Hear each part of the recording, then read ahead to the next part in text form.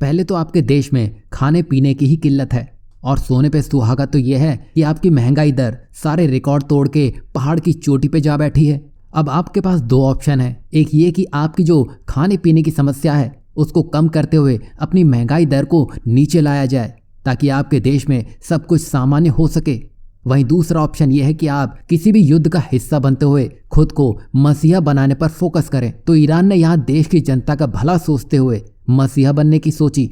आपको हंसी आ रही होगी, आखिर ये हो क्या रहा है। दरअसल मामला यह है कि आजकल रेड सी में कुछ ऐसी खबरें सामने आती दिखाई दे रही है जहां शिप्स में हूती विद्रोहियों का हमला बढ़ता देखा जा सकता है, जिसको हर बार की तरह ईरान की तरफ से ही फंड किया जा रहा है। अब यहाँ आप गौर फरमाइएगा, देश में खाने पीने की तो किल्लत है ही, लेकिन इनको बारूद और धमाकों से अपना पेट भरना है और ईरान यही करने में लगा है, जिसमें हाल ही में भारत से संबंधित एक जहाज पर हमला भी हुआ था, जिसमें अमेरिका और इजरायली न्यूज एजेंसी के हवाले से ईरान का ही इसमें हाथ बताया जा रहा है। यहाँ ईरान गाजा में हो रहे हमलों को रोकना चाहता है, जिसके लिए वो ट्रेड रूट को निशाना बनाने में लगा है। वहीं हाल ही में ईरान की तरफ से एक अजीबोगरीब बयान सामने आया है, जिसमें वो आने वाले समय में भूमध्य सागर यानी कि मेडिटेरियन सी को बंद करने की बात कह चुका है। लेकिन ये सब कुछ ईरान से इतना दूर है कि ईरान ये सब कुछ कर कैसे पाएगा, इसके बारे में उसने कुछ भी नहीं बताया है।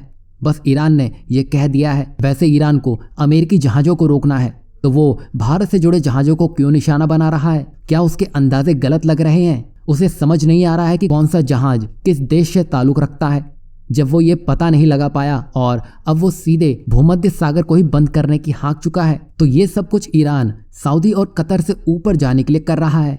इन शॉर्ट उसको मसीहा बनना है, जिसके चक्कर में वो ये भूल चुका है कि जिन जहाज़ों को वो निशाना बनाने में लगा है उसमें से कुछ का रास्ता ईरान से होकर ही गुजरता है। कहने का मतलब यह है कि भारत से बड़ी मात्रा में खाने पीने की चीज़ जैसे चावल और फ्रेश फ्रूट एक्सपोर्ट किया जाता है। और आपने हाल ही में देख लिया होगा, जब भारत की तरफ से चावल के एक्सपोर्ट पर बैन ठोक दिया गया था, तब खाड़ी के देश ही नहीं बल्कि आधी दुनिया की हालत खराब हो गई थी। अगर भारत को लगा कि ईरान भारत पर और भारत के जहाज़ों को निशाना बनाने में लगा है ताकि वो इजराइल का साथ ज़्यादा ना दे, तो ईरान के बुरे दिन तब शुरू हो जाएंगे।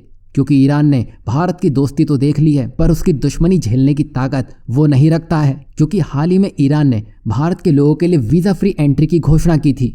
वो शायद उसने अपने भले के लिए ही की थी, क्योंकि भारत से काफ़ी टूरिस्ट ईरान जाते हैं, जिसके चलते उसकी इकोनॉमी को भी बूस्ट मिलता है, जिसके चलते ही ईरान ने ऐसा किया था। वैसे भारतीय ईरान से ज़्यादा समझदार हैं। भारत विरोधी जो भी देश होता है उसको जवाब भारतीय अच्छे से देना जानते हैं। चीन और कनाडा का केस तो आप देख ही चुके होंगे। वहीं रेड सी में जो भी खिचड़ी पकने में लगी है, उसके लिए जहां पहले 10 देश जुड़े थे, अब 20 देश अपनी घेरेबंदी करने की तैयारी में हैं। तो अगर अब ईरान नहीं रुका तो दूसरे देश तो नहीं, लेकिन उसके देश की खुद की महंगाई उसे ले डूबेगी। फिर उसके सारे वार धरे के धरे रह जाने वाले हैं। फिर मसीहा बनने की बात तो दूर की रही, ईरान को लालटेन पकड़ने का काम भी कोई नहीं देगा।